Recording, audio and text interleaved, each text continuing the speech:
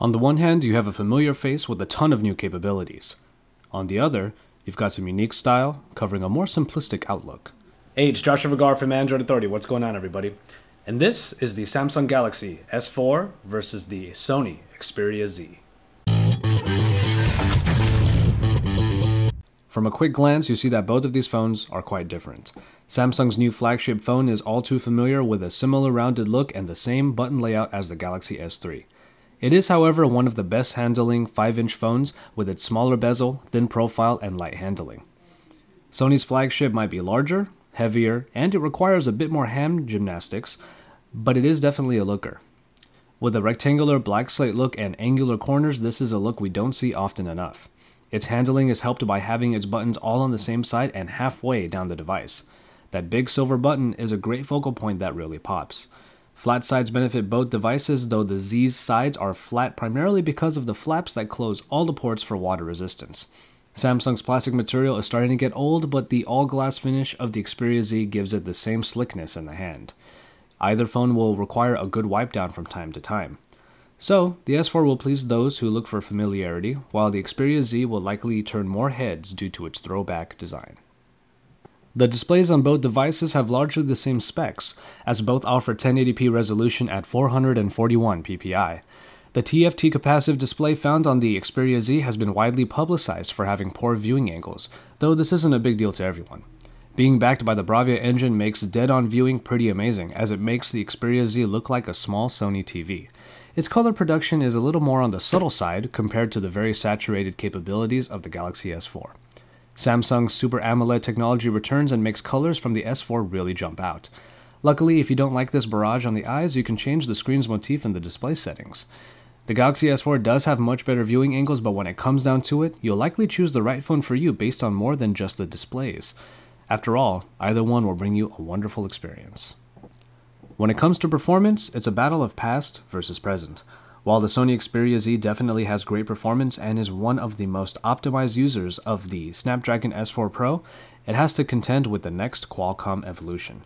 Western versions of the Samsung Galaxy S4 will have the Snapdragon 600 that clocks in at 1.9 GHz, a real bump up from the 1.5 GHz S4 Pro found in the Xperia Z.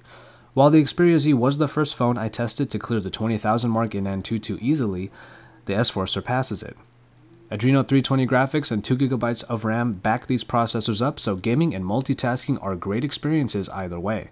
Both phones will give you great performance as the S4 Pro still holds up. So, really only the spec sticklers will truly notice the difference in speed the Galaxy S4 has over the Xperia Z. Here's where things get tricky. Aside from the usual bells and whistles, both phones offer different things in extra hardware.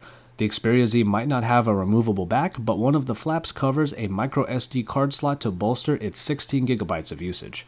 Its battery is not removable, but the Z does have one great thing going for it: water resistance. While it might not seem completely practical, it can be your phone's savior if something unfortunate happens. The Galaxy S4 is not water resistant, but that back plastic cover allows you to get to the battery and the micro SD card slot.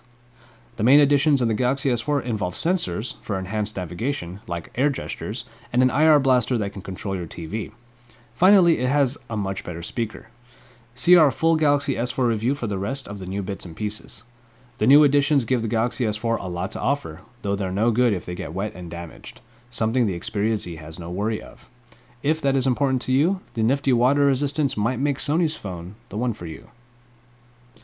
We already mentioned that the battery in the Xperia Z is not removable, which is a big deal to people who like to have a spare unit handy when needed.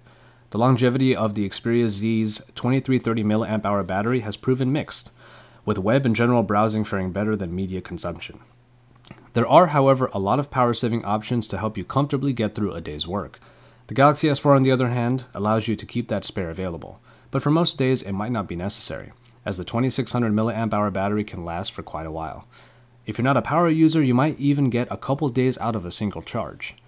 While some frugality might be required in the Xperia Z, it should still get the job done. Otherwise, the power paranoid can take advantage of the larger unit in the S4, maybe with a spare handy, just in case. And now for the cameras. Both phones sport 13 megapixel shooters, with the Xperia Z packing an Exmor RS sensor. Sony's Cybershot pedigree shows with the inclusion of superior auto that automatically sets the appropriate mode for the scene. Added features include HDR and sweeping panorama. Picture quality is quite good, with accurate reproduction despite colors tending toward a cooler motif. Much like the displays, pictures aren't as saturated as those the S4 creates.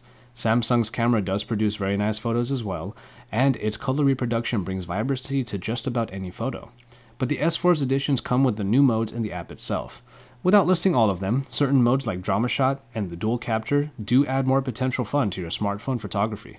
You can see our new features explained video for a better look at these new options. Those looking for more ways of getting a quirky Instagram photo might opt for the Galaxy S4. Either phone, however, will prove a very capable shooter. And finally, we have the software.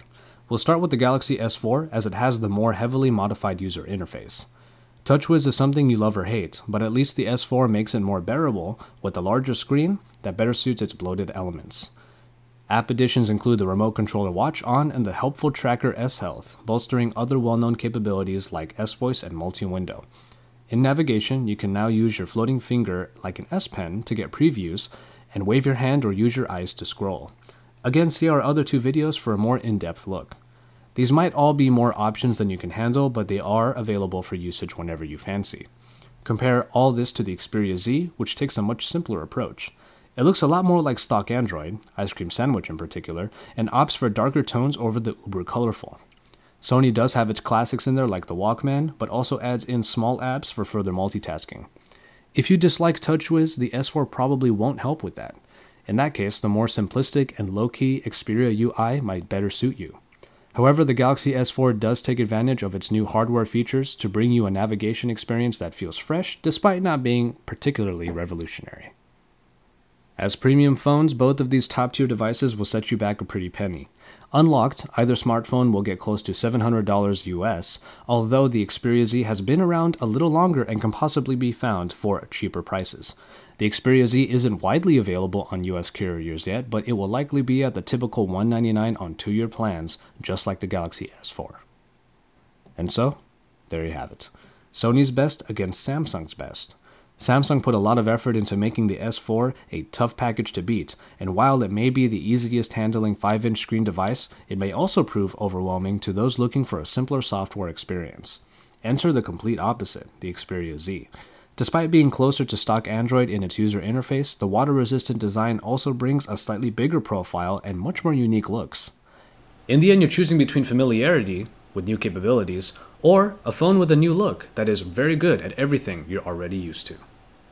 Drop a like on this edition of Versus and then check out all our other coverage at the Android Authority YouTube channel. And then head over to androidauthority.com because we're your source for all things Android.